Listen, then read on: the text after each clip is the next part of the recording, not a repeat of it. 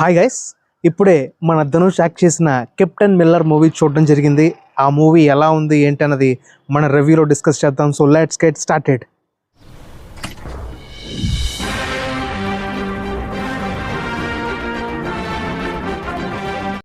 So బేసిక్గా captain Miller కథ గురించి మాట్లాడినట్లయితే మీకు తెలుసు, నేను కథ చెప్పను, బట్ జస్ట్ సినాప్సిస్ మాత్రం చెప్తాను.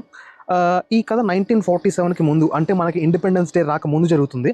సో అప్పట్లో ఉన్న అంటరానితనాన్ని మెయిన్ హైలైట్గా చూపిస్తూ, అంటే ఒక వర్గం వాళ్ళని గుళ్ళకి రానివ్వకుండా, సో దేవుడి దర్శనం కూడా చేసుకొనివ్వకుండా అలాంటి ఒక ప్లేస్లో ఈ కథ అనేది జరుగుతూ ఉంటుంది. సో అలాంటి సిచ్యువేషన్లో హీరో ఏం చేశాడు, ఆ ప్రజల్ని గుళ్ళోకి తీసుకెళ్ళడానికి, దేవుడి దర్శనం చేయడానికి ఎంత కష్టపడ్డాడు, అతని జీవితంలో జరిగిన పరిణామాలు ఏంటి, అతనికి మిగిలిన క్యారెక్టర్తో ఉన్న రిలేషన్షిప్ ఏంటి అన్నదే ఓవరాల్గా ఈ కథ. సో అంతకుమించి పెద్దగా ఏం లేదనమాట.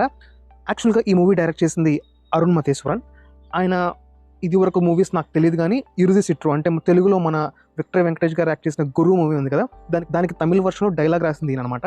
సో ఆ తర్వాత 2-3 మూవీస్ తీశారు. ఆ తర్వాత కెప్టెన్ మిల్లర్ మూవీ తీశారనమాట. సో ఆయన గురించి మాట్లాడినట్లయితే డైరెక్షన్ పరంగా అండ్ షార్ట్స్ పరంగా he is very good. But screenplay రాసుకునేటప్పుడు మాత్రం I don't know what happened. నాకైతే మూవీ లాస్ట్ 30 minutes వరకు కూడా బోర్ కొడతానే ఉంది. ఎక్కడ కూడా ఒక హై ఇచ్చే సిచ్యువేషన్ కానీ హై ఇచ్చే సీన్ కానీ అయితే నాకు కనిపించలేదు, ఎక్సెప్ట్ లాస్ట్ 30 minutes. దాని గురించి తర్వాత మాట్లాడతాను. సో ఇంకా ఈ మూవీలో ఉన్న యాక్టర్స్ గురించి మాట్లాడినట్లయితే ధనుష్ గారు నేషనల్ అవార్డ్ విన్నర్ అయిన, సో ఆయన యాక్టింగ్ గురించి మనం సపరేట్గా చెప్పుకోవాల్సిన అవసరం లేదు. He did a fantastic job. ముఖ్యంగా యాక్షన్ ఎపిసోడ్స్లోను, ఎమోషన్ ఎపిసోడ్స్లోను he did a fantastic job and he needs kudos. అలాగే ఈ మూవీలో ఇంకొక ఇద్దరు స్పెషల్ రోల్ చేశారు. అదే మన శివరాజ్ కుమార్ గారు, అలాగే సందీప్ కిషన్ గారు. సో వాళ్ళ ప్రజెన్స్ని వాళ్ళు గట్టిగానే చూపించుకున్నారు. They look stunning in the movie. And ఇంకా మన హీరోయిన్ విషయానికి వస్తే ప్రియాంక మోహన్, షీ ఆల్సో, అంటే హీరోయిన్ అంటే జస్ట్ ఫర్ సాంగ్స్ అన్నట్టు కాకుండా అలాంటి సిచ్యువేషన్ కూడా ఈ మూవీలో ఏమీ లేదు, ఎందుకంటే ఆన్ ద పాయింట్ వెళ్తుంది. So also one of the main character in the movie and she did a fantastic job on her role. అలాగే ఈ మూవీలో కనిపించిన మిగిలిన ఆర్టిస్టులు కూడా వాళ్ళ పర్ఫార్మెన్స్లో వాళ్ళు చించి ఉతికి ఆరేశారని చెప్పొచ్చు. ప్రతి ఒక్కరికి అప్లాజ్ ఇవ్వాలి. యాక్టింగ్ పరంగా పేరు పెట్టడానికి లేదు, అందరూ చాలా బాగా యాక్ట్ చేశారు.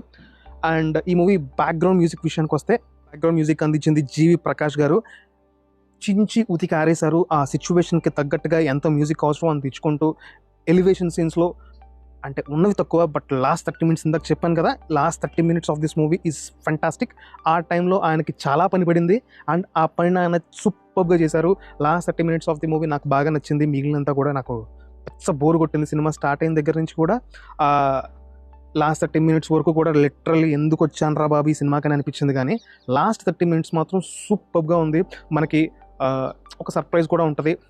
సర్ప్రైజ్ అంటే ఉన్న క్యారెక్టర్స్తోనే ఉంటుంది. అది ఆ సీన్స్ అయితే నాకు నచ్చినాయి. ఆ పర్టికులర్గా 30 minutes ఆఫ్ యాక్షన్ సీక్వెన్స్ ఏదైతే ఉందో అదే ఈ మూవీకి హార్ట్ అని చెప్పొచ్చు. అది కూడా లేకపోతే ఇంకా ఈ మూవీ తక్కువ చేయడం అని కాదు, కానీ నాకైతే అసలు నచ్చేది కాదు. ఆ 30 minutes ఆఫ్ ది మూవీ వల్ల ఈ మూవీ నేను యావరేజ్ అనుకుంటున్నాను. సో మీకేమనిపించిందో అది మీరు కామెంట్ చేయండి. అలాగే వీడియోని కూడా కొంచెం లైక్ చేసి ముందు సబ్స్క్రైబ్ చేసుకోండి బాబు. చాలామంది వీడియో చూస్తున్నారు, మీకు ఆ రేస్ కూడా నెక్స్ట్ వీడియోలో పెడతాను. సో బట్ అందరూ సబ్స్క్రైబ్ చేసుకోవట్లేదు. సో మీరు సబ్స్క్రైబ్ చేసుకుంటేనే నాకు కొంచెం హెల్ప్ అవుతుంది. So please to subscribe my channel. And also ఈ వీడియో మీకు నచ్చినట్లయితే లైక్ చేయండి, మీ ఫ్రెండ్స్తో షేర్ చేయండి, అలాగే మీ అభిప్రాయాన్ని కామెంట్ చేయండి. Please to support me. Thank you.